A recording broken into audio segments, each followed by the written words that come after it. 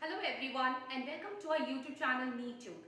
In today's video lecture, we will be doing about the DNA packaging in prokaryotes. Before starting, let us try to understand what are prokaryotes.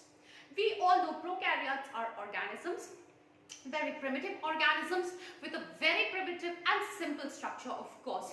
And most importantly, the prokaryotes are devoid of any membrane-bound organelles. That means they have a DNA, they have a genetic material, but the genetic material is not present inside the membrane-bound organelle, that is the nucleus, as we find in the eukaryotes. Now, the question is, without a defined membranous structure, defined membranous organelle, how this particular DNA, how the DNA of the prokaryotes are confined to a particular place. If you have seen the structure of a bacteria, we all know that the DNA of the bacteria or the genetic material of the bacteria is called as a nucleoid. What is nucleoid? The nucleoid is actually the highly compact DNA of bacteria. The E. coli bacteria have a highly compact DNA. The DNA is double-stranded, it is circular and highly coiled structure. Now we have to understand very simple fact which I have written here right at the top. Let us see. Size of the bacterial cell. If I am talking about the bacterial cell, I take this bacterial cell as the E. coli bacterial cell. The size of the bacterial cell is 0.5 to 5.0 micrometer. Let us have a define. Look at this micrometer. See how small they are. They are microscopic organisms. Next, I've written the length of bacterial DNA when stretched. When you stretch that DNA, that circular DNA, the circular DNA that you have got, highly compact, highly coiled DNA that you have got, when you stretch it, it comes to 1.1 mm in length. See the difference, 0.5 to 5.0 micrometer. Okay, that is the size of the organism, and the organism itself has a 1.1 mm in length DNA. Now the question is, what is DNA packaging? DNA packaging is nothing but the compaction of this 1.1 mm length of DNA in a 0.5 to 5.0 micrometer of organism. So the packaging tells us how the DNA will be compactly arranged. What will be the arrangement of DNA in such a way that this large DNA can be accommodated in the small organism. And that is what we are going to study today. And this is the DNA packaging in prokaryotes. There is DNA packaging in eukaryotes. Of course, there is DNA packaging in eukaryotes also. Now, the question is, the size of the cells are smaller than the length of the DNA. So, it's very obvious that the DNA should be, compacted in a very particularized and specialized manner so that it can be accommodated in a cell which is much smaller than the total length of the DNA itself.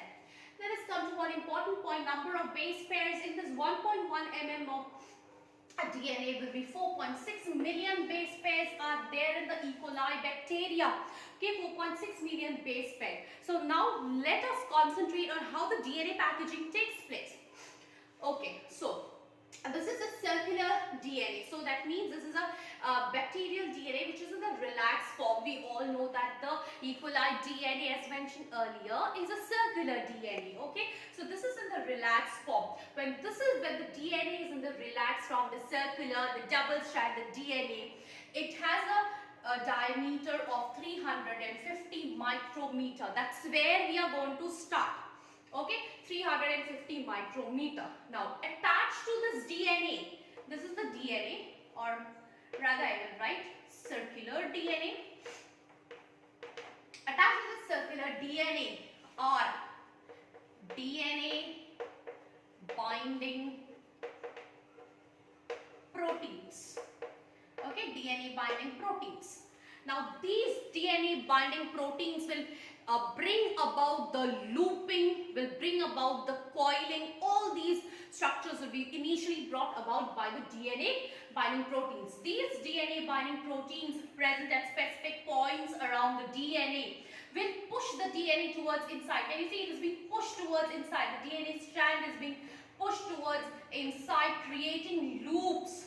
Okay, creating loops. Okay, creating loops. These loops are termed as looped domains. In a single DNA, there will be about 50 to 100 loops will be there. Okay, 50 to 100 loops will be there. And these loops are created by who? By the DNA binding proteins attached to the circular DNA. Now, this is just the first stage. A further compaction will take place. Further DNA binding proteins will carry out deeper loops. And this is the structure, the second structure that will be formed. These are much deeper and highly defined loops, as you can see. The DNA binding proteins, these are the DNA binding proteins which have taken the loops towards more compacted manner. Now, it is very important that the DNA should remain in this position. Okay, it should remain in this position. We all know that DNA, they have a tendency to return back to their all normal, pattern of circular DNA, unless and until they have something which is being, which obstructs their reforming into circular DNA. So there will be some obstruction. That means there should be some structure should be there that should stabilize this looped domains and should allow the DNA to remain in this form, in the form of loop domain. So who stabilizes them? We have the RNA connectors. Okay, RNA connectors will maintain the looped domains.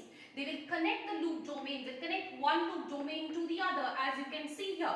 As a result, what they will do, they will stabilize this structure. They will not allow this structure to further return back to its normal circular, relaxed and stretched DNA. Because why? Compaction has to be done. If the large DNA has to be accommodated in the smaller cell, the compaction has to be done. And for this compaction, the structures has to be maintained. Okay, the structures have to be maintained. So further compaction. So here compaction results in the reduction of diameter from 350 micrometer to 30 micrometer. So due to the compaction, there has been reduction in the diameter also. Okay, there has been reduction in the diameter also. And who brought about this compaction? This compaction was brought about by the DNA binding proteins, which was supported, the structure was supported by the RNA connectors. Okay, you can see here. So it brings the diameter from 350 micrometer to 30 micrometer. Once this compaction has been done, once this diameter has been reduced, further compaction is necessary. Alright, so there will be further compaction. Now you can see there will be the formation of what we call as supercoiling. Supercoils will be formed at each loops. Supercoils will be formed at each loops. However, the DNA binding proteins and the RNA connectors will remain in its position. We all know what is the function of DNA binding proteins and RNA connector. So here further loops will be created. Here, each loop, these are each loops, as we call here, loop domains.